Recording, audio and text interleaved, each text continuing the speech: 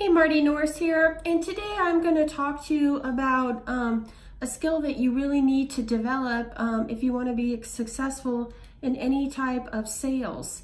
And this could be for, any type of sales is really person to person, and it has to do with your listening skills. And in order to be an effective listener, you have to develop 4 skills.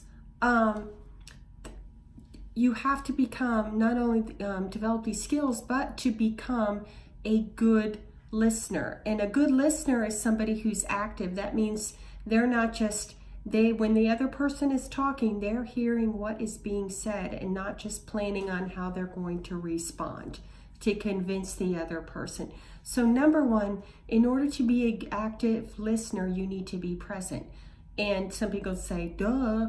Of course you have to be present. That means you have to be present mentally, not just present physically. You can be an active listener and be listening on the phone. So to be present, that means you have to stay in the moment, and that means you also give good body language. Well, if you're talking to somebody on the phone, that means that you are acknowledging them when they're speaking by being quiet and saying things like, I understand, or asking relevant questions. And then also you're giving them their undivided attention. And that, so especially if you are face to face, then you're looking at them. You're not looking off, or you're not looking at your phone or looking at other things. Or if you have a phone, your phone actually should be put away, and you're not it's on, or if it's there, it's on silent. I would say the best thing would probably be to have it put away so you're not even looking at it. So that means you are present. Second thing is you have to be acknowledging.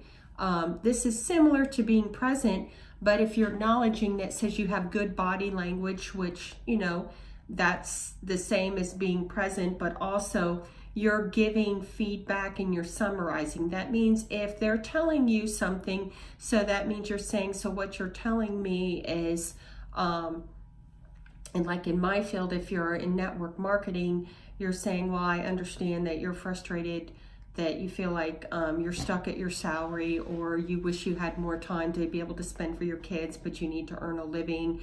And so, or you're tired of your long commute. So repeat to them what they have stated or what you understand that they're saying, but not what you think they should hear. And then also there can be verbal pauses, which means there's time when people just aren't talking, you're just listening. And then also silence. That means if they're silent, that means that you're listening. It shouldn't be too long, but you don't want to be talking over them. You don't, being silent, it's not really bad, because at least you're not saying the wrong thing. And maybe if they ask you a question, then you respond.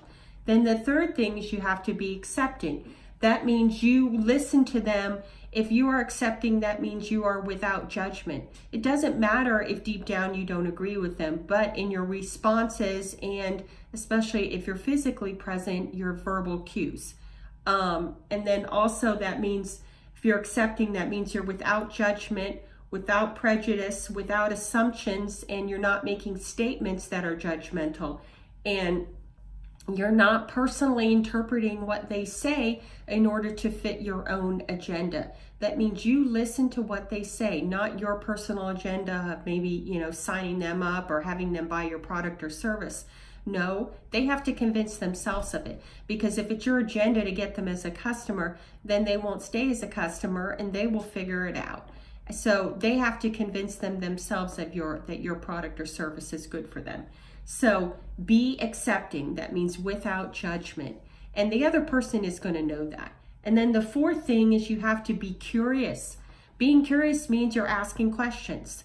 And that means you're listening. And if you're asking the right questions, that means they know that you're just not out there for your agenda and what you can accomplish through this. That means you actually really care about their needs. And this applies in business relationships as well as personal relationships. I can tell you sometimes if my husband and I have a disagreement, it's sometimes because maybe, and it goes either way. One of us is not listening, or we want the other person says to us what they want to hear. So you have to be curious ask questions, and be interested. So remember, the more you learn to develop these 4 skills, then you will do much better in actually all your interactions and related to your job, even if it's not a sales job. But in every job, we are selling ourselves, our skills, or our talents.